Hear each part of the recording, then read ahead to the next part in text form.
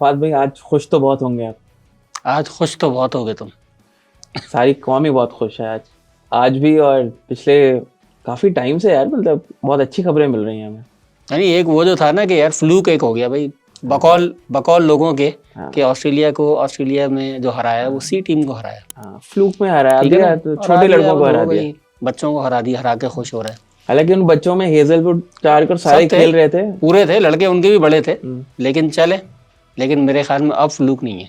अब तो लोग मान गए हैं, अब तो रजिस्टर हो गया होगा कि यार वो बड़े लड़कों को भी लेकर आए और बड़ों को बिठा के बस छोटों को तो लेकर आए, मफाका लेकर आए रबाडा बिठा के। यार क्या बॉलर है वो, अच्छा बहुत बॉलर है, अच्छा बॉलर है, तेज बॉलर है, तीखा बॉलर है। लेकिन और इतना यंग है, बड़ा सीखेगा तो बहुत अच्छा प्रॉस्पेक्ट है।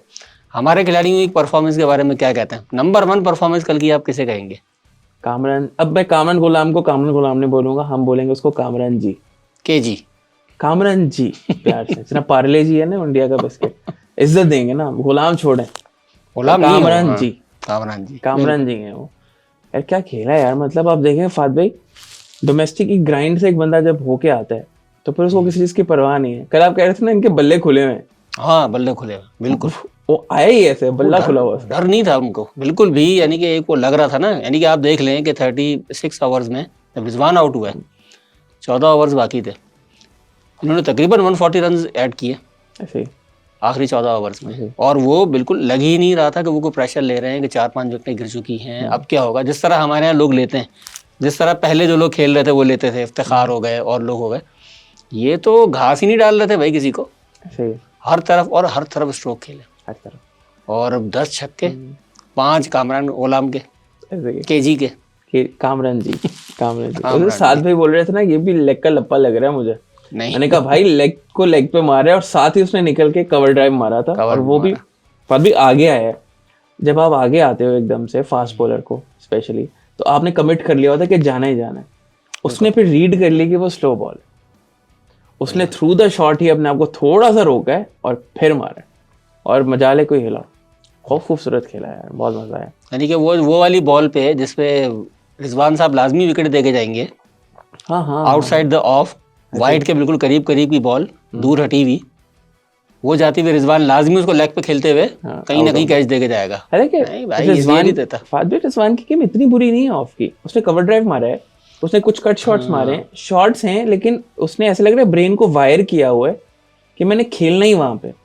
थोड़ी सी कोशिश तो करना है यार, मतलब ऐसा भी नहीं है कि तो बिल्कुल नहीं खेल सकते तुम। ठीक है, थोड़ी सी मेहनत करने की जरूरत है। वो कहाँ 7वीं स्टंप पे बॉल होती है स्पिनर की, वो उधर जाता है, पुल कर रहा है। हाँ वो उधर जाता है, दूसरे घर में घुसता है, दूसरे घर में जाके वहां से छक्का मारता है उधर से यार। एक एक्स्ट्रा मुझे लगता है वही ऐड हो जाता होगा, कितने कहाँ से उसको उठा के उधर मारना पड़ता है।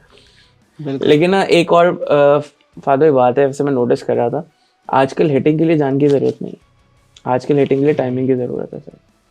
बैट बड़े, ग्राउंड छोटे, बॉल्स जो है ना वो भी अब उतनी सीम प्रोमिनेंट वो है नहीं, मतलब वो हाँ, ना मजे में यूज हुई भी होती है, ना इतनी बहुत ज्यादा खराब और होती है। बॉलर भी मीठे, आपको ज्यादातर बॉलर मीठे मिलेंगे। अब आपको वो वाला सीन नहीं है। हर टीम के अंदर 2 टॉप क्लास बॉलर होते थे, top class world class bowler. एक टाइम था ना जब तेंदुलकर का टाइम था, ऑलमोस्ट हर टीम को आप देख लें तो टॉप क्लास बॉलर होते थे, 2 तो होते थे कम से कम। अब नहीं है, 2 टॉप क्लास बॉलर ही नजर आएंगे आपको। टॉप क्लास का मतलब है मतलब बुमराह लेवल। अब इंडिया में भी बुमराह ही बुमराह है। हाँ बुमराह है, बुमराह के साथ भी बुमराह है, पीछे भी बुमराह, आगे भी बुमराह है। हाँ, बिल्कुल। फ्लैश की तरह वो बुमराह आता है, पीछे टेल आती है उसकी पूरी बस वो ही अकेला है वो बेचारा। तो अब कामरान गुलाम को देखें आप, उसने सारे शॉट जो मारे हैं वो टाइमिंग पे मारे। बॉटम हैंडेड प्लेयर है वो भी, विराट कोहली भी टाइमिंग पे मारता है, छक्के जितने भी मारता है सारे टाइमिंग पे मारे। उसने मिड विकेट पे भी छक्का मारा है, उसने पुल पे भी छक्का मारा है, उसने क्या क्या नहीं मारा यार, उसने मजा ही आ गया। मजा आ गया वाकई में। कल सबसे बहुत बड़ा अरसे बाद जो है ना किसी को इतना खुल के पाकिस्तान को आखिरी ओवर्स में खेलते हुए देखना।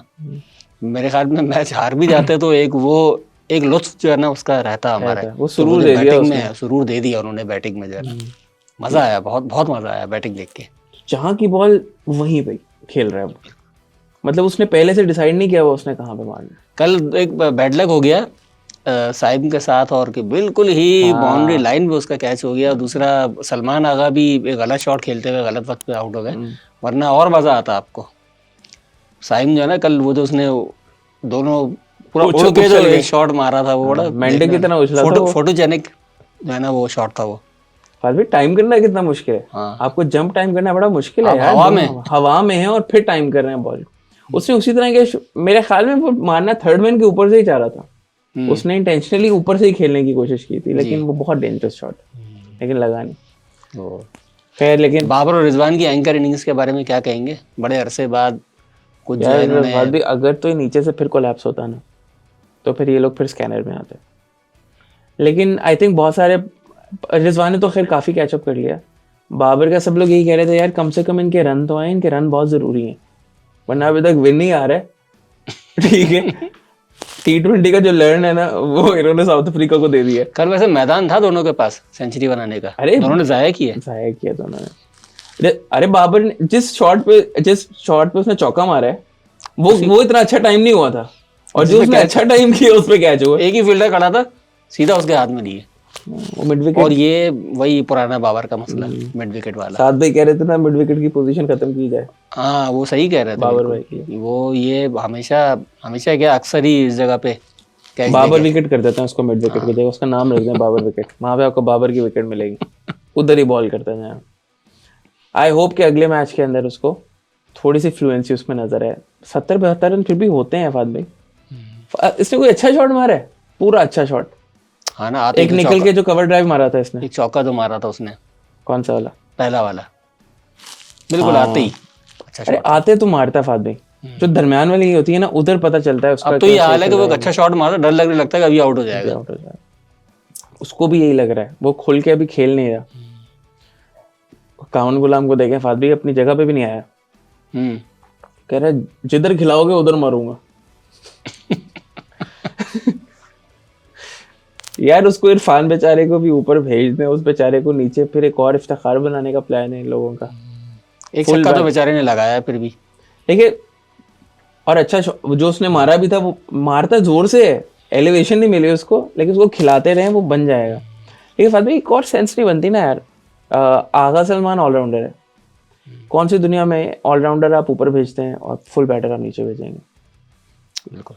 आगा सलमान को आप नीचे करें, और आप अब इरफान को ऊपर भेजें। इरफान को जगह, यार रिजवान खुद अपने आप को ड्रॉप कर ले थोड़ा सा नीचे, और इरफान को ऊपर भेज के एटलीस्ट अगले मैच के अंदर उसको खिलाए तो सही यार, उसको टाइम तो दे, वो भी एक बड़ी इनिंग लगाए। चैंपियंस ट्रॉफी से पहले बड़ी जरूरी है उसकी भी एक इनिंग आनी। 40-85 लगा दे कम बॉलों पे, कुछ फ्लो तो बने ना उसका, वो बन ही नहीं रहा उसका। अब्दुल्ला शफीक के बारे में क्या बोलेंगे? माशाल्लाह वो तो ऑमलेट पे ऑमलेट बना रहा है यार। फखर जमान की जगह खा के बैठा है ये साहब, और कर कुछ भी नहीं रहे। ये वो है, नाम इसने अपना ABD रखा हुआ है। हाँ। ट्विटर पे यही रखा हुआ है उसने, आई एम ABD। ये शफीक साहब का लड़का जो है ना, ये सीख नहीं रहा फाद भाई। वो विराट कोहली से इंस्पायर हो गया कुछ ज्यादा ही, 4th विकेट की आई हुई बॉल को जो है ना पीछे पीछे कैच देना। मजे की बात है, वो अंदर की बॉल एक्सपेक्ट कर रहा था, हैंसन ने बाहर निकाल दी वहीं से, तो वेज दे दी उसने। नहीं मसला है, और अब उसको ये रियलाइज, एक और मैच उसको मिलेगा मोस्ट लाइकली, मिलना चाहिए उसको, पूरा दे के अब फारिग करें उसको, क्योंकि पीछे फखर वेट कर रहा है। और ऑनेस्टली अगर आप फखर को नहीं खिला रहे ना, तो आपने फिर इमाम को क्यों निकाला? बिल्कुल ठीक है, अगर आपने अब्दुल्ला में क्या फर्क है? फर्क क्या है, डिफरेंस पता क्या है दोनों में? इमाम ज्यादा कंसिस्टेंट था। इमाम आपको 40-50 रन तो दे देता था, मैच विनिंग नॉक नहीं आनी उससे, लेकिन कंसिस्टेंट रन वो आपको दे देता था ऊपर से। अगर साइम के साथ अभी आप इमाम भी करते हैं ना, तो इमाम उससे ज्यादा रन बनाता। अभी देख लें आप, जो हमारा लोकल कपूर है T20 में मुसलसल मार रहा है वो, 38 पे 55, 37 पे 55 लगा हुआ है वो, काम चल रहा है उसका अभी। अब मेहनत करनी। अब अच्छी बात यह देखें, हर बंदे के पीछे बंदा लगा हुआ। पता नहीं इमामुल हक का नाम तो हमेशा मामदीन गुजराती याद आ जाते हैं मुझे, पता नहीं क्यों। कहाँ की बात होती, कहाँ चली गई आपको? खैर यार, फखर आ जाना फाद भाई, फखर और साइम जो है ना, एक आपका अच्छा वो बन जाएगा प्लेयर। और सब कह रहे हैं, वसीम अकरम ने बोला है, और भी किसी ने कहा है, सब लोग बोल रहे हैं फखर साइम आएंगे, टीम जो है अंडर प्रेशर होगी ऊपर से। बिल्कुल। और अगर उन्होंने उनमें से एक भी अच्छा खेल गया, तो नीचे बाबर रिजवान को क्वेश्चन है कि वो इनिंग्स बिल्ड करें, मैं कल सबको ये कह रहा था, बड़े अच्छे टाइम पे दोनों आउट हुए, उनकी वहीं तक जरूरत है।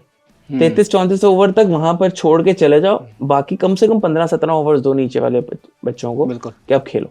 बच्चों ने कल खेल के दिखा दिया, खेल के दिखा दिया बच्चों ने। यानी कि लोग भूल गए कि ऊपर तो बाबर रिजवान भी 70-80 रन मार के गए। अरे हाँ वाकई सही बात है, लोगों को याद ही नहीं है। वो नॉर्मल है ना बात भाई, ये तो एक्सपेक्टेड ही होता है, ये लोग करते ही थे रन, और इतना ही करते हैं, वो नॉन फ्लैम्बॉयंट किस्म के रन करके चले जाते हैं। लेकिन एक टाइम यार रिजवान जो है ना, आते ही जो 10 बॉलें खाता है ना, सवाब समझ के खाता है, आते ही 15 बॉलें डॉट होती हैं इसकी, उसमें 2-3 रन होंगे इसमें। शुक्र करें ओडीआई में 10-15 कम लगती है, ये तो T20 में 10-15 खा जाता है। T20 में तो फात भी कोई हाल ही नहीं है, मुझे ऑनेस्टली अभी इतनी फिक्र भी नहीं हो रही T20 की। ठीक है अभी बन जाएगी टीम, ऐसा अभी बहुत दूर है, अभी चैंपियंस ट्रॉफी है। चैंपियंस ट्रॉफी के लिए ओडीआई में इंसान के बच्चे बन के खेलें तब तक। और ओडीआई फॉर्मेट फात भी ऑलवेज ट्रम्प्स T20 फॉर्मेट यार। ओडीआई वो है, ओजी फॉर्मेट है हमारा। हाँ बिल्कुल, टेस्ट मैच के आप बाद खुद वही पूछ है। लेना किसी भी खिलाड़ी से, दुनिया के किसी भी खिलाड़ी से पूछ लें, ओडीआई का वर्ल्ड कप जीतना चाहते हो या T20 का वर्ल्ड कप जीतना चाहते हो, बोलेंगे ओडीआई का। सीधा सीधा जवाब है इसका। रोहित शर्मा कभी भूलेगा 23 का वर्ल्ड कप फाइनल? कभी नहीं भूल सकता वो। कभी नहीं, बिल्कुल। वो T20 वर्ल्ड कप जीत के भी उसको इतनी खुशी नहीं होगी जितना वो हार के हुई थी, जितना हार के उसको दुख हुआ था। उधर भी फाजी मसले चल रहे हैं। मसला मजे की बात ये है, मजे की बात तो नहीं है, अफसोस की बात भी है थोड़ी सी, लेकिन क्या कहते हैं उसको, मकाफाते अमल भी होता है। हमारा मजाक उड़ा था जब हम ऑस्ट्रेलिया गए थे, बहुत मजाक उड़ा था हमारा तो हर दफा उड़ता है। इंडियन मीडिया भी उड़ा रहा था और सही उड़ा रहा था, ऑस्ट्रेलिया भी उड़ा रहा था। उसके बाद हेजलवुड ने हरकतें कुटना शुरू कर दी, तो उसको निकाला गया, उनके ड्रेसिंग रूम में मसले शुरू हो गए। अब इंडिया के ड्रेसिंग रूम में मसले। अभी अश्विन का जो रिटायरमेंट है ना यार, बड़ा प्लेयर था उनका। बिल्कुल। इंडिया ने इतनी लंबी स्ट्रीक बनाई है, अश्विन की बैक पे बनाई है, अश्विन और जडेजा की एट होम। वैसे अश्विन का एंड टेस्ट करियर ऐसे नहीं होना चाहिए था। नहीं एंट्री अश्विन से बहुत ज्यादा है, इसका हकदार नहीं था वो। सही। और रिटायरमेंट का ऐलान किया, अगले दिन घर पहुंच गया, वापस आ गया। That means something was wrong right. बिल्कुल। और अब पीटीआई जो है वो प्रेस ट्रस्ट ऑफ इंडिया जो है, उनकी वो स्टेटमेंट आई हुई थी कि अश्विन ये बोल के, ये कंडीशन रख के उसने बोला था कि अगर आपने मुझे ऑस्ट्रेलिया लेके जाना है, you have to play me, otherwise don't take me to Australia. इसका मतलब है अगले दोनों मैचेस में नहीं खिला रहे थे उसको, नहीं खिला रहे। तो पहले मैच में मजे की बात है कि पहले मैच में अश्विन नहीं खेला था, वाशिंगटन सुंदर खेला था, रोहित शर्मा नहीं था, बिकॉज रोहित बैक करता है उसको। जैसे रोहित शर्मा वापस आया, अश्विन को खिलाया, फिर हम वो हार गए, प्रेशर आया, तीसरे में उसको फिर नहीं खिलाया। तो अब इवेंचुअली जो है वो उसने फिर बोला कि मैं फिर जा रहा हूँ, मैं रिटायरमेंट ले रहा हूँ। तो अब इस तरह उसको किसी ने रोका नहीं है, and then he came back. उसके अब्बा ने भी तो बयान दिया है ना, ह्यूमिलिएशन वाला, कि आउट ऑफ ह्यूमिलिएशन उसने रिटायरमेंट किया। बहुत बुरा टेस्ट आता है, बहुत स्टेट्समैनली उसने बिहेव किया है पूरे अपने करियर के अंदर। मैंने आज तक उसके मुंह से कोई गलत बात नहीं सुनी, कोई गलत सेलिब्रेशन, कोई कंट्रोवर्सी। जेंटलमैन बंदा है, जेंटलमैन बंदा। इंडिया की टीम में जो है ना, वाकई में किसी ने इसको ट्वीट पे नीचे जवाब दिया कि आफरीदी जो है ना, आज तक तुम्हारी 2 बॉलें नहीं भूला होगा। आपके ख्याल में कोई खिलाड़ी इसका क्या जवाब देगा? नीचे लिखा कि दोनों बहुत अच्छे शॉट थे, और वो सिर्फ आफरीदी खेल सकता था, और सिर्फ आफरीदी। यार कमाल है ना यार। वैसे देखिए फात भाई, जो आई होप कि मैं सही हूँ, लेकिन साउथ का है, साउथ का है। केएल राहुल भी साउथ का है, मुझे नहीं पता। आई थिंक केएल राहुल भी साउथ का है। बहुत वेल बिहेव्ड जी, वेल मैनर्ड, नॉन छिछोरे भाई है। अब यही पंजाब से होंगे ना, ऐसे छिछोरे होंगे ना कसम से, एक से एक मिलेगा आपको। पाकिस्तान में भी मिलेगा, नाम ना लीजिएगा, पहली बहुत बदनाम है। पाकिस्तान से भी मिलेंगे और इंडिया से भी मिलेंगे, आपको इंडिया से भी सारे मिलेंगे। लेकिन ये साउथ वाली जो पट्टी के होते हैं ना, दे आर लाइक समझदार, बहुत जेन्युइन किस्म के लोग होते हैं। खैर, तीसरा वनडे है फात भाई, गुलाब वनडे है और गुलाबी वनडे है, गुलाबी आंखें जो तेरी है ना। और गुलाबी वनडे में हमारा जो हाल होता है हर दफा, शुक्र है एबी डिविलियर्स नहीं है, वरना तो वो पिंक पैंथर बन जाता था। वो तो भाई पिंक पहन के पता नहीं क्या हो जाता था उसको। और देखते हैं इसमें क्या होगा। मेरे ख्याल में पाकिस्तान के पास गोल्डन चांस है क्लीन स्वीप करने का। आपको लग रहा है कि शोल्डर्स डाउन कल हो गए थे ना साउथ अफ्रीका के, वो एक्सपेक्ट नहीं कर रहे थे, नहीं कर रहे थे इतना हारेंगे इतने बुरे तरीके से। तो बुरे तरीके से ना, तकरीबन 80-90 के मार्जिन से हरा दिया। ऐसे ही। अरे बैटिंग बहुत स्ट्रांग है साउथ अफ्रीका की, बॉलिंग कुछ नहीं है। बॉलिंग में देखें ना तो रबाडा भी उस तरह से नजर नहीं आया, आई थिंक नोकी जो है इनका, नोकिया जो है, नोकिया इंजर्ड हो गया ना, वो बाहर हो गया। वो इंजर हो गया, लेकिन नोकिया को भी सैमसंग बनाया था बहुत ज्यादा इन्होंने पेंटी लगा लगा के, नोकिया को बहुत पेंटी पड़ी पिटता बहुत है वो। पिटता वो हारिस रऊफ है साउथ अफ्रीका का, पिटता वो भी बहुत है, वो साउथ आ अफ्रीका जाता का तो टीपिया, आई थिंक। लेकिन मफाका अच्छी एंट्री थी ये इनकी, बहुत अच्छा। He was bowling really well, and पे उसको पड़ गई, वो तो उसको मार दिया वो बेचारे इतने को। तो कैच छोड़े इन लोगों ने, साउथ अफ्रीका वालों ने। पाकिस्तान ने भी रिस्पॉन्ड किया है, हाँ, पाकिस्तान ने भी छोड़े, हम ऐसे नहीं हिसाब कहते बराबर हैं। की है। हाँ, नहीं वो कहते हैं हम ऐसे बराबर लेते का नहीं मुकाबला करेंगे, टक्कर बराबर की होगी। हैं। हम सदके की इनिंग लेंगे ही नहीं, हम हाँ, कैच नहीं छोड़, चाहिए। तुम एक छोड़ोगे हम दो छोड़ेंगे, वही है ना। तुमने हमारा मेहमान मारा, हम तुम्हारा मेहमान मारेगा। क्या था, तुम कितने क्या मारोगे, हर घर से वो निकलेगा, एक मारोगे बस, वही बिल्कुल, वाला हम भी छोड़ेंगे कैच। हम नहीं छोड़ेंगे। लेकिन ये है कि साउथ अफ्रीका से उम्मीद नहीं होती ना इस बात की कि वो कैच छोड़ेगा। यार वैसे यार साइम को शुरू में विकेट कीपर गया ही नहीं, वो देखा आपने, उन्होंने फर्स्ट स्लिप खड़ी नहीं की हुई थी, हाँ दोनों के तो दरमियान में दोनों चला के गया बीच से था, निकल गया और डाइव ही नहीं किया दोनों ने, ऐसे ही। वरना तो साइम तो शुरू में लुढ़क गया था। इसका साइम फायदा आज- उठाना चाहिए था साइम को। यार इस फादी, चांस का। ऐसे जो प्लेयर्स हैं ना, वो थोड़ी सी अपनी लक राइड करते हैं, सब लोग करते थे, और इनको जो है ना, वो क्या कहते हैं, फॉर्चून फेवर्स द ब्रेव, वो भी करती है इवेंचुअली, क्योंकि वो अपने लिए ही नहीं खेल रहे होते, वो अपनी इंट्यूशन से खेल रहे होते हैं, और जिस तरह अपनी नेशनल गेम वो खेल रहे होते हैं, वो रन्स बटोरने के लिए नहीं खेल रहे होते सिर्फ। तो खैर साइम 25-26 रन तो बना गया वो, बिल्कुल। लेकिन अगले मैच में आपको क्या लग रहा है, चेंजेस होने चाहिए? पाकिस्तान को तो कोई चेंज नहीं करना चाहिए, नहीं करना चाहिए? नहीं, मेरे ख्याल में 3-0 के लिए जाना चाहिए, गो फॉर किल।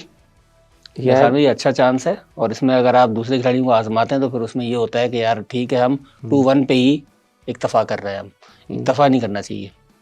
अच्छा 3-0 से के लिए जाए और फुल थ्रोटल। अच्छा, मुझे लग रहा है क्योंकि लास्ट टाइम भी रिजवान बैठ गया था, I have a feeling, let's I am not sure, लेकिन मसला ये, मैं चाह रहा हूँ कि तैयब ताहिर भी खेले मिडिल ऑर्डर के अंदर, उसको चांस मिलना चाहिए। अब रिजवान की जगह उस्मान आ सकता है, और तो कोई ऑप्शन नहीं है, और उस्मान को खिलाने का जरूरत क्या है इस ऑप्शन की? और उस्मान की जगह बेहतर है कि आप 10 से खेल लें। तब भी जीत जाएंगे। उसे क्या, तब भी जीत जाएंगे। उस्मान ऐसी है, वो नहीं होता चलती फिरती, वो लाश वाला सीन है उसका, चलती फिरती विकेट है उसका, कोई हाल नहीं है। लेकिन जो है वो, आई फील तैयब ताहिर को खेलना चाहिए, लेकिन किसको ड्रॉप करेंगे?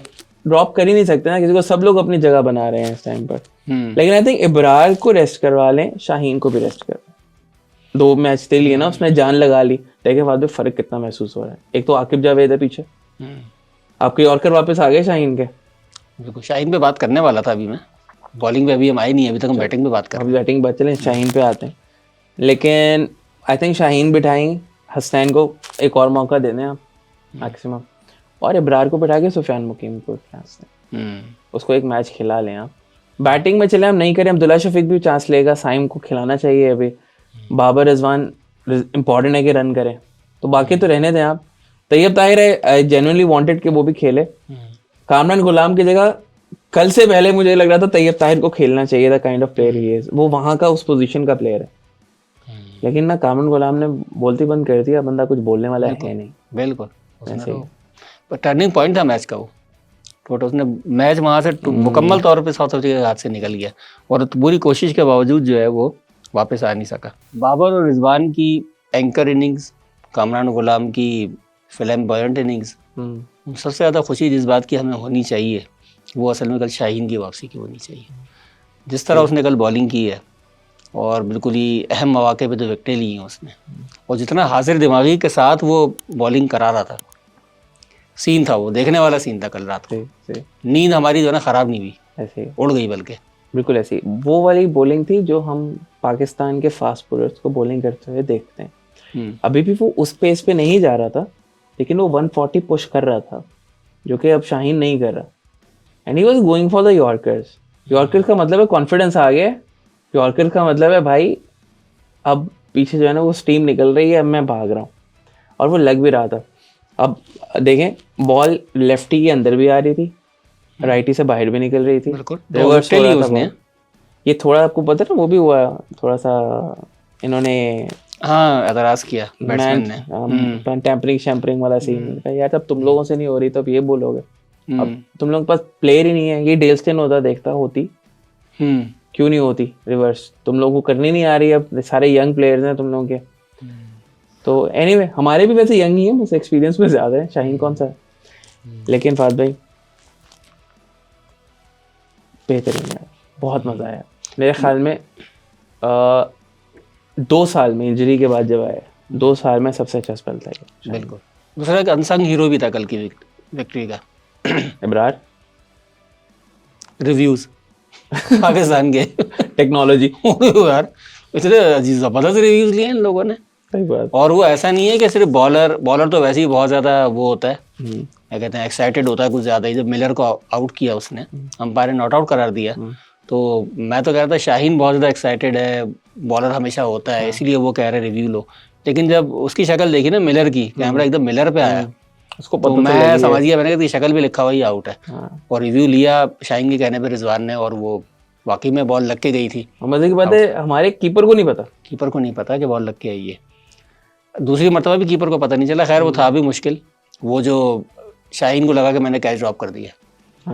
तो मैं कवर पे कहीं को खड़ा हुआ था फील्डर, उसने बोला कि शायद पहले पाँव पे लगी है, ऐसे ही। तो अपील कुछ भी नहीं की थी उन्होंने, बाद में अपील की, बाद में रिव्यू लिया एलबीडब्ल्यू का। शाहीन मुड़ गया था। शाहीन बॉल हुई है, उसको लगा बचा है और वो मुड़ गया। शाहीन तो रुकू में खड़ा हो गया था यार, कैच ड्रॉप हो गया ये वो, और वो वापस अपने उस पे जा रहा था कि अच्छा, सडनली वो मुड़ा है कि यार अच्छा है तो नहीं। और वो भी बेहतरीन बॉल थी, वो तो ऐसा लग रहा था चीर के निकल जाएगी उसको। बिल्कुल। और जो हैंसन को मारा यार उसने, बहुत प्यारा, बहुत प्यारी बॉल थी हैंसन को, हल्की सी बाहर आई है, वो वसीम अकरम की याद आ गई बिल्कुल उस टाइम पर। लेकिन एम्पायर जो था वो पता नहीं उसको क्या खा के आया हुआ था, भंग भी क्या आया हुआ था उसने, इंपोर्ट किया हुआ था उन्होंने, पता नहीं कहाँ से इंपोर्ट क्या करना था, लोकली था साउथ अफ्रीका का। मार्करम का भी नहीं दिया था आउट, मार्करम भी रिव्यू करके इब्रार ने रिव्यू किया, वो पैडल स्वीप मार रहा था, वो भी रिवर्स हुआ और ये भी दोनों रिवर्स हुए जैसे कि। लेकिन आपको याद है पिछले मैच में भी ना शाहीन को क्रेडिट नहीं मिला, लेकिन साउथ अफ्रीका जो 240 पे फोल्ड हुआ था ना, it was because of Shaheen. बिल्कुल। उसने वो क्लासन की जो विकेट निकाली थी, वो बॉल बहुत अच्छी थी, बॉल एकदम अंदर आई थी वो, और उसकी विकेट और करीब भी नहीं था क्लासन, लगे सेट हुआ था। तो शाहीन का वहां पे भी रिदम लग रहा था कि आ रहे, कोशिश कर रहे हैं, मेहनत कर रहा है। और हारिस रऊफ की बहुत मेहरबानी थी कि वो पिटा नहीं। मैं हारिस रऊफ की भी यही मेहरबानी कहता हूँ, विकेट ना ले भाई, तू पिटना बस, पिटे ना बस, क्योंकि वो तो दो ही गियर है उसकी गाड़ी में, या बूम है या बस्ट है, ऐसे ही ठीक है। ज्यादा या तो वो पिटेगा या फिर वो आपको मैच जितवा देगा। ऑस्ट्रेलिया में यही किया उसने, ऑस्ट्रेलिया में जितवाता है वो सिर्फ ऑस्ट्रेलिया के लिए रखे हैं उसको। कुछ प्लेयर मतलब वो सिर्फ पूरी जिंदगी ये वेट करे कि पाकिस्तान ऑस्ट्रेलिया कब जाएगा और उसकी तैयारी करे। वो बॉलिंग का एजाज अहमद है या वो सिर्फ ऑस्ट्रेलिया के खिलाफ चलता था या वो अजहर महमूद साउथ अफ्रीका के खिलाफ चलता था, अजहर महमूद साउथ अफ्रीका के खिलाफ चलता था, सेंचुरीज भी उसी के खिलाफ, बॉलिंग भी उसी के खिलाफ। नासिर जमशेद ले ले, वो इंडिया के खिलाफ चलता, इंडिया के खिलाफ बस वही चला है। क्या शख्सियत जमा की हमने, देखा है हारिस रऊफ कहाँ से इकट्ठी किया, हारिस रऊफ, एजाज अहमद, नासिर जमशेद। आज तक याद करते हैं इंडिया वाले, अब पाकिस्तानी नहीं याद करते उसको। हम तो मतलब याद भी नहीं है, कई लोगों को पूछ ले कोई बोला कौन था नासिर जमशेद, इंडिया वाले अब भी बोलते हैं इतना अच्छा बैट्समैन था यार वो। बस वो वही था, उसके बाद मैट्रिक में चीटिंग करता वो पकड़ा गया था, उसके बाद फारिग हो गया, उसके बाद कहीं और चीटिंग करता हुआ पकड़ा गया था वो। अच्छा खैर फिक्सिंग केस में फंसा था एक। खैर दफा करें, टेस्ट सीरीज फौरन ही लगी हुई है, बिल्कुल ही साथ पाकिस्तान के 26 से बॉक्सिंग डे, एक और टेस्ट, एक मेलबर्न में होगा और एक साउथ अफ्रीका में होगा। यार मजा आएगा, दोनों मजा आएंगे टेस्ट मैच। पार्टी स्पॉइल कर सकता है पाकिस्तान साउथ अफ्रीका की, मुझे तो लगता है। अच्छा यंग टीम है साउथ अफ्रीका की भी और पाकिस्तान की भी यंग टीम है, बट प्रॉमिसिंग है। और मुझे लगता है अब्बास को लेकर गए हैं लोग, अब्बास को लेकर, Abbas is going to be handful मुझे लगता है, क्योंकि वो फिलैंडर टाइप की बॉलिंग करता है, तो he is going to be handful. और शाहीन की अभी अगले मैच में रेस्ट करवाएं उसको, ये अगले ओडीआई में रेस्ट करवाएं उसको, क्योंकि टेस्ट मैच में इतना गैप नहीं है, और अपनी टीम बचा के रखे, ये 2 टेस्ट मैचेस में लगाए आराम से। मैं तो उसको ये भी बोलूंगा इसके बाद ट्राई सीरीज जो है उसमें भी इसको रेस्ट करवाएं। वो जो हमारी साउथ अफ्रीका ने इतना पक्के स्क्वाड का ऐलान किया है कि उसने महाराज को भी ले लिया, हालांकि वो इंजर्ड है। वो उसको जो पता नहीं फॉर्चून और पता नहीं कौन आया था बेचारा, वो पता नहीं उसको मर्ग से उठा के लेकर आया था उसको बिस्तर से, बेचारे को ना, उसे चला जा रहा है, इतनी उसकी स्ट्रैपिंग लगी हुई है, उसको कॉल किया हॉस्पिटल में, बेटा शॉट तो अच्छे मारे उसने। है नहीं जो बॉलर था लेफ्ट आर्म स्पिनर नहीं था जो, बैटिंग करने में भी शॉट अच्छे लगाया था उसने, बैटिंग में जब आया था अच्छा बड़ी खराब सिचुएशन में आया था, अच्छे शॉट खेले थे। और मैंने उस टाइम तक जो है वो बस मैं ड्राइव कर रहा था और मैं क्लासन को ही देख रहा था उस टाइम पे और साथ में क्रिकेट फॉर खोली हुई थी। खैर 90s में जाने के बाद तो क्लासन की वैसे ही जो है ना आउट होता है वो 90s में। ये क्लासन का सीन ये है, मैच विन नहीं करके दे रहा। अब वो वर्ल्ड कप फाइनल ही देख लिया, मैच विन नहीं करके दिया, सारा बना लिया, मुश्किल काम सारा कर लिया और मतलब जो है ना ऐसी ब्रेन सर्जरी आपने बचा ली है और खांसी से मर गए हो। अजीब सी बात है, मतलब वो सारा मैच उसने बना लिया था उसके बाद हार गया। खैर लेकिन ये जो है वो a lot of credit needs to be given to यार रिजवान की कैप्टनसी। सांस नहीं लेने दिया बॉय ने, बिल्कुल ये आता चढ़ता है वो ऊपर। मतलब मैंने ये देखा, एक विकेट गिर गई ना, विकेट गिरती है तो दूसरी के लिए जाना है, दूसरी गिरती है तो तीसरी के लिए जाना है। इसी चीज की तो कमी थी पाकिस्तान क्रिकेट में, वेट नहीं कर रहा वो किसी का और सबको यूज कर रहा है बाद में। और आप देखें हमारे पास एक कलेक्शन जमा हो रही है उसी तरह की, जिस तरह 2011 में इंडिया के पास एक बहुत बड़ी लग्जरी थी, युवराज बॉल करता था, रैना बॉल करता था, तेंदुलकर बॉल करता था, सहवाग बॉल करता था। तेंदुलकर ने उस टाइम तक छोड़ दी थी, बट द पॉइंट इज के सब पार्ट टाइम करता था। कामन गुलाम भी आपका स्पिन करता है और वो as a left arm spinner ही आया था। मेरे ख्याल में बाबर कैप्टन होता ना तो कभी भी सलमान आगा और कामरान गुलाम इन लोगों को बॉल नहीं देता वो। नहीं देता। लेफ्ट आर्म स्पिनर आया था ना कामरान गुलाम, बैटिंग उसने बाद में बनाई है अपनी, वैसे वो लेफ्ट आर्म स्पिनर ही आया था। वो है आपके पास साइम अयूब है, आपके पास आगा सलमान है। और फाद भाई ये वो वाले स्पिनर नहीं है वो जो इफ्तिखार टाइप के है ना, खींच के बॉल कर दी बस, नहीं ड्रिफ्ट में बीट कर रहा है। आगा सलमान ने ड्रिफ्ट में बीट किया है, साइम भी जो है वो मारता है, फिंगर मारता है, आसान नहीं है वो भी पिक करना। और लेफ्ट आर्म स्पिनर तो उनकी एक स्ट्रेट बॉल हमेशा जो है मुश्किल होती है। ये काफ़ी वैरायटी है, एक लेफ्ट है साइम जो है वो थोड़ा मिस्ट्री है उसमें, साथ आप इब्रार को डाल रहे हैं, पीछे सुफियान मुकीम है, आपका फैसल अकरम बैठा हुआ है, मेहरान मुमताज को भी किसी ने देखा नहीं। और चैंपियंस ट्रॉफी पाकिस्तान की या पाकिस्तान में मिलती जुलती कंडीशन ही की विकेटों पे होगी ऐसे, जहाँ पे इस तरह के स्पिनर्स बहुत कारआमद होंगे। बिल्कुल। और किसी ने बोला था हमारे पास स्पिनर नहीं है, मैं उस वक्त कटप्पा और वो जी जो हमारे असारे कदीमा के प्रेसिडेंट हैं वो भी आए हुए हैं ना, दादा, बल्कि चाचा भी नहीं दादा, वो भी उन्होंने भी fast bowler as a fast bowler शुरू किया था अपना। पाकिस्तान में तो हर बंदे ने एज अ फास्ट बॉलर ही कैरियर स्टार्ट किया है। हाँ वैसे वाकई एज अ स्पिनर को शुरू नहीं करता। सरफराज ने भी कैरियर का मतलब ये कि जब क्रिकेट खेलना शुरू किया तो फास्ट बॉलर बनना चाहता था। इमाद वसीम भी फास्ट बॉलर था, शाहिद अफरीदी भी फास्ट बॉलर था, इतने वो भी तो बाद में भी फास्ट बॉलर ही रहा था। उसका फ्लिपर तो 135 पे ही आता था, शाहीन से तेज जो है वो उसका फ्लिपर आ रहा था पिछले कुछ टाइम से आता था। तो जो फास्ट बॉलिंग की लेगेसी है उसमें तो पाकिस्तान में हर खिलाड़ी फास्ट बॉलर ही बनना चाहता है। यार हमारा भी तो ऐसे ही था बचपन में, यही तो चलता था। बिल्कुल, मतलब आप वसीम अकरम का ये वाला हर एक्शन से बॉलिंग करते थे आप, जिस एक्शन से विकेट मिल जाए बस वही पर हमारा एक्शन है। ऐसे ही है।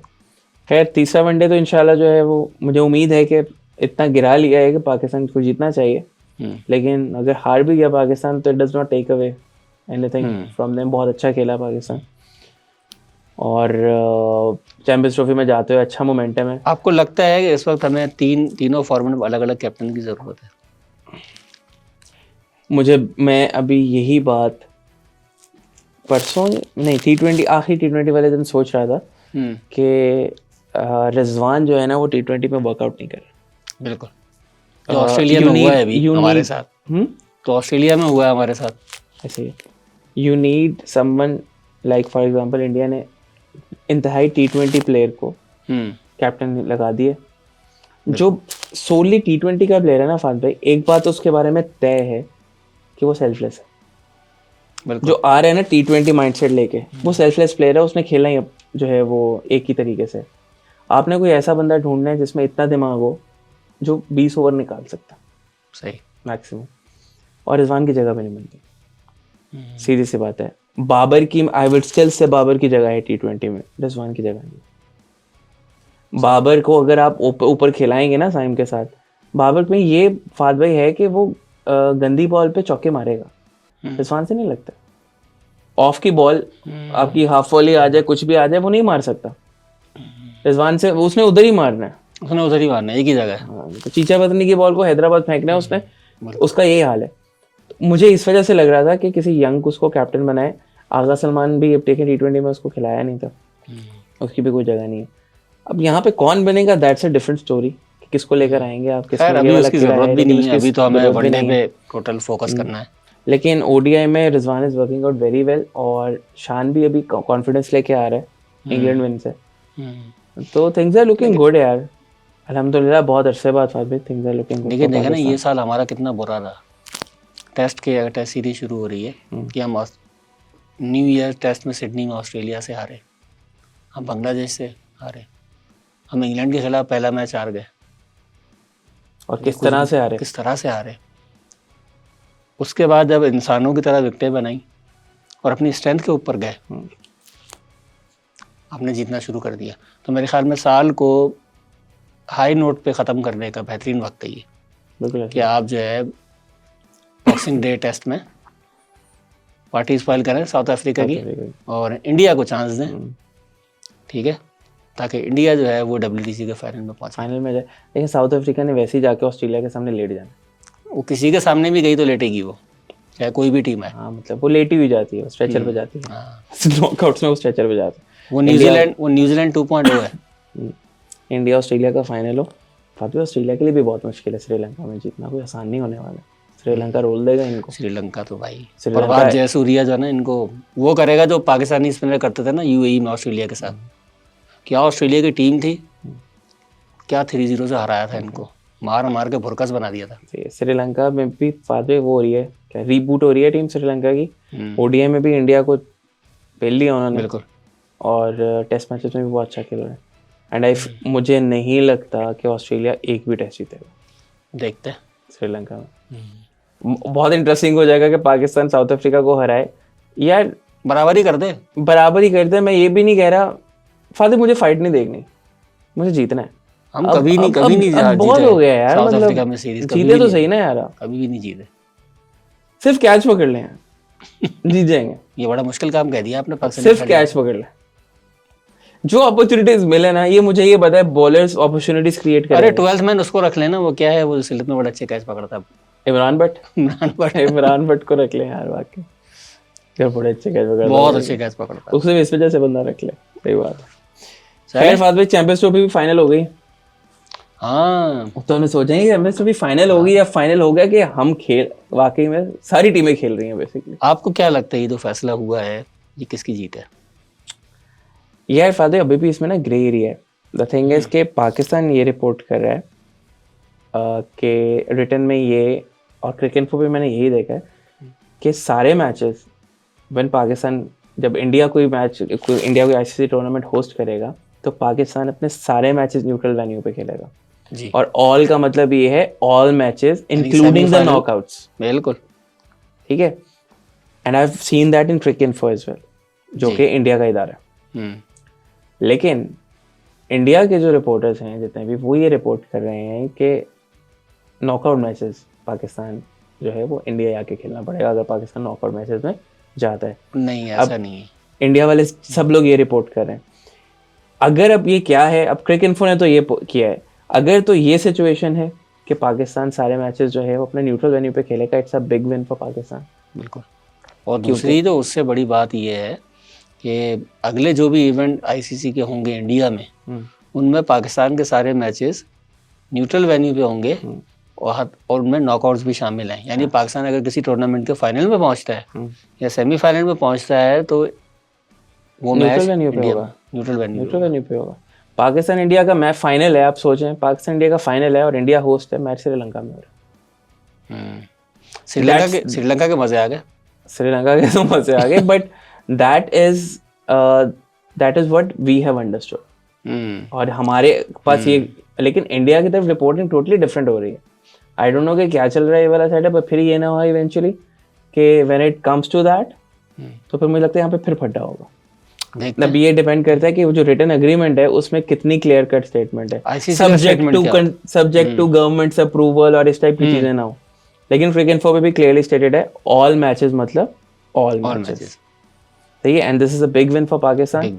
बिल्कुल, मैं भी ह्यूज विन फॉर पाकिस्तान। और ऑनेस्टली फादर फंस गया था यहाँ पर, इंडिया भी और ICC भी फंस गया था। हॉटस्टार जो है मतलब 2007 लेकिन 2027 तक की बात हो रही है, क्योंकि 2027 तक राइट्स जो हैं उनके पास ब्रॉडकास्टिंग एग्रीमेंट है, राइट्स उनके पास है, बहुत प्रेशर है। बिल्कुल ठीक है, उन्होंने उस हिसाब से सारा कुछ अपना इंतजाम किया हुआ है। इंडिया ठीक है, इंडियन फैंस भी बहुत ज़्यादा वो होंगे, हमारी इस बात से भी बड़े होंगे, हाँ हाँ हाँ हम देख लेंगे, ये होगा वो होगा, but return agreement as like उसको फिर आप जो है वो इंटरनेशनल कोर्ट में भी लेके जा सकते हैं, और रिटर्न एग्रीमेंट पे आप सू भी हो सकते हैं, सब कुछ होता है। फिर चलें देखते हैं आईसीसी का आखिरी बयान क्या आता है, क्या आईसीसी स्टेटमेंट का आता है। 9 नवंबर के बाद अब बयान आया है एक, जिसमें उन्होंने जो है वो पूरी वो समरी दी है। वो जिस तरह हमारे स्टेडियम बन रहे हैं ना, आईसीसी भी वैसे ही काम कर रहा है। अभी आईसीसी जो है ना एक इवेंट मैनेजमेंट कंपनी है। हाँ सही है, और इवेंट मैनेजमेंट कंपनी भी वो है जिससे इवेंट भी मैनेज नहीं होते। दूल्हा दुल्हन राजी नहीं है, इवेंट मैनेजमेंट कंपनी परेशान घूम रही है। मतलब अच्छी भी नहीं है फात भाई, एक तो हमने रिड्यूस किया और ऊपर से अच्छी भी नहीं है। अभी T20 वर्ल्ड कप भी देख लें जो यूएस में हुआ है, क्या बर्बादी थी वो पैसों की, क्या बर्बादी थी वो पैसों की, बहुत उस पर एतराज हुआ, बहुत ज्यादा। चलो अंदाजा लगाएं, चले देखते हैं क्या बनता है। होपफुली पाकिस्तान की टीम अच्छी शेप हो रही है, और पाकिस्तान इंडिया का मैच मोस्ट लाइकली दुबई में होगा, and I think it should be a good match, क्योंकि इंडिया की टीम तो स्ट्रांग है ऑलरेडी। तो मज़ा तब आता पाकिस्तान की टीम भी जो है ना वो अच्छी फॉर्म और सब कुछ अच्छा लेके जाए, तो दुबई में एक एडवांटेज होता है पाकिस्तान जीता भी है इंडिया से दुबई में। दुबई में अगर आप चेस करते हैं तो आपके पास ऑप्शन होता है। तो अगर टॉस जीतते हैं और आप चेस करते हैं, जिस तरह 2021 के T20 वर्ल्ड कप में ड्यू वाला सीन जो सारी टीमें जो चेस कर रही थी वो जीत रही थी। ड्यू वाला सीन ना बाद में हमने देखा भी बहुत है। जितने मैचेस यूएई में ओडीआईस खेलते थे, पाकिस्तान 260-70 भी लगाए होते थे ना ऊपर, तो होते थे चेस, क्योंकि रिवर्स नहीं होता था बहुत। उस वक्त उमरगुल वगैरह भी होते थे। पता नहीं यूएई में होगा या कोलंबो में होगा, देखते हैं आईसीसी का आखिरी बयान क्या आता है, उसमें क्या क्या चीजें हैं, क्या क्या फैसले होते हैं। फरवरी मार्च का महीना है, मुझे नहीं अंदाजा कोलंबो में होगा या नहीं होगा। आई थिंक फात भाई इन टर्म्स ऑफ रेवेन्यू भी देखना पड़ेगा, दुबई में भर जाएगा ग्राउंड। दुबई में अखराजात ज़्यादा होते हैं, हाँ लेकिन ग्राउंड भी भर जाएगा। कोलंबो के अंदर जो है वो, मैं ऑनेस्टली बताऊँ, ढाका कर ले ज्यादा बहुत क्राउड आएगा, भर जाएगा क्राउड। मतलब हवा वो तो एक और एंगल ऐड हो जाएगा। पाकिस्तान इंडिया का जो भी टसल है, हिस्टोरिकली जो टसल है, उसमें बांग्लादेश भी ऐड हो जाएगा। ढाका में करवा ले मैच। चले देखते हैं आईसीसी कहाँ का फैसला करता है, कोलंबो, ढाका या दुबई। आईसीसी नहीं फैसला करेगा, इंडिया करेगा।